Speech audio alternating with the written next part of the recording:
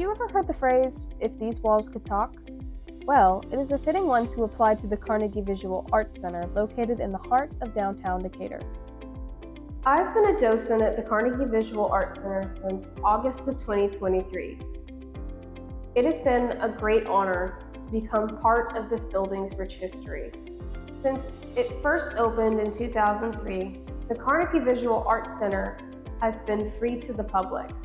But you may be wondering how it all started. Join me as we explore the history of the Carnegie and discover how it became what it is today. First built in 1904, this building has many stories to tell. Long before it became an art museum, the Carnegie Building served as the Decatur Public Library. It was just one of the thousands of libraries funded by millionaire philanthropist Andrew Carnegie. Despite his future success, Andrew Carnegie came from humble beginnings. He was born in a city in Scotland called Dunfermline. The town fell on hard times when industrialism made home-based weaving obsolete, causing workers such as Carnegie's father to struggle to support their families.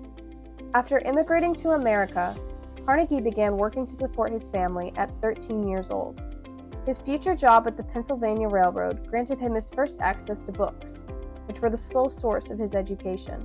He invested in iron, oil, and railroads. These strategic investments contributed to his later success.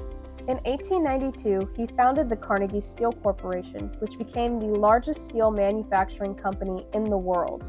After he sold the company and became a millionaire, Carnegie decided to distribute his fortune to help fund public libraries across the United States. In addition to funding thousands of libraries, his wealth helped to establish numerous schools, nonprofit organizations, and other associations that are still active today.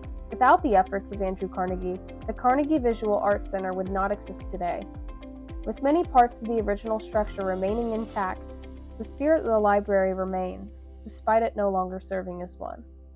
The Carnegie Visual Arts Center is a nonprofit operation, funded by members of the museum, grants, and fundraising events. Gallery admission is always free to the public, allowing the whole community access to the art that is displayed in the museum. The Arts Center would not be what it is today without the efforts of one crucial individual. Kim Mitchell, the current executive director, has worked at the museum since it first opened to the public in 2003. As the sole executive director, Kim helps the Arts Center apply for grants and is always looking for new opportunities to connect with the community. My name is Kim Mitchell, and I'm the Executive Director at the Carnegie Visual Arts Center. I oversee the day-to-day operations at the center. I work with our Marketing and Education Coordinator, our Exhibits Coordinator, to have all the programming that we offer to the community. How I got involved with the Carnegie Visual Arts Center is kind of an interesting story, because before there was a Carnegie Visual Arts Center, there was a Decatur Arts Council. And I had moved to Decatur with my husband. We were new to Decatur, and one of our neighbors came and knocked on our door one day and asked me whether I'd be interested in serving on the Decatur Arts Council. And I said, well, I'm not an artist. I like art, but I'm not an artist. She said, you'd be perfect. And so that's how I got involved. And it is all, since then, has evolved into the Carnegie opening and us raising money to open the Carnegie. And then all these many years later, us being an art center and being very active in our community. When the Carnegie Visual Arts Center first opened, there was not an art center in Decatur. The arts community was really young. We wanted to bring arts into the downtown of Decatur and it become more of an art-based community. And the Carnegie was going to be a catalyst for that to happen. And since we've been opened, we have a lot more artists in our community and a lot more galleries. So it's really made a difference, us being here and kind of being the foundation for the arts. River clay has always been real important to the Carnegie because way back when, we had a small arts festival called Art Walk. And it was very difficult for us because we were trying to use it as a fundraiser and it just wasn't working out. So we discontinued it. But the community again came back and said, hey, we really want an arts festival in Decatur. And so we got a group of people together and served on that committee so that we could have River Clay, which is a fine arts festival that's all around our city hall. It's 9 years old. So we're very excited about it. We have about 60 artists that are with us each year. And it's a really nice, small fine arts festival that brings awareness to the arts.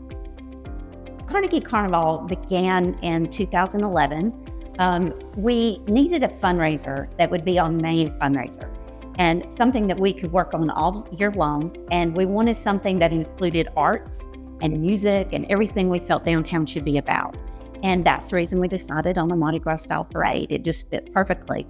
It also enabled us to go outside of our four walls and be with all the people in the community and for everyone to be able to enjoy something. And so whether they know about the Carnegie or not, they are going to learn about the Carnegie because we're going to be out there in the streets. Carnegie Carnival is an economically driven fundraiser. And by what I mean by that is that many, many people benefit from it. The downtown businesses benefit from it. Other nonprofits benefit from it. So it's just not the Carnegie, it's many other organizations. And that's the reason that we're going into our 14th year, is because it incorporates the entire community. The Carnegie, I hope, is always a place that you feel welcome, that it's a casual atmosphere that anyone could walk into, whether you've been to an art museum or not, and feel comfortable. That is really, really important to me. This whole process has been very personal for me. It's like my third child, because we started from the ground up, from an abandoned building, and then have built it into what it is today.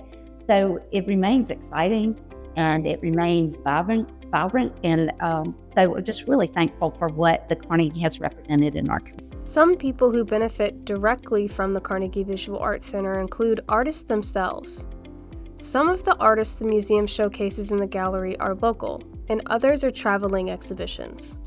With each new exhibit, the Carnegie strives to bring more cultural diversity to Decatur.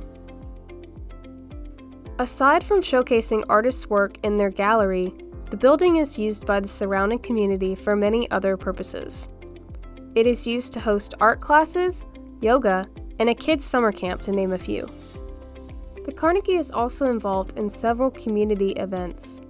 They hold an annual fundraising event called Carnegie Carnival that brings the community together to celebrate Mardi Gras and help raise funds so that the museum can continue to keep art accessible to everyone. The Carnival fundraising season spans from October until the Saturday before Fat Tuesday, when the nightly parade is held. Organizations all throughout the Decatur area band together to create parade floats to entertain the whole community. At the end of the fundraising season, whoever raises the most profits for the museum gets crowned and solidifies their place as Carnival royalty.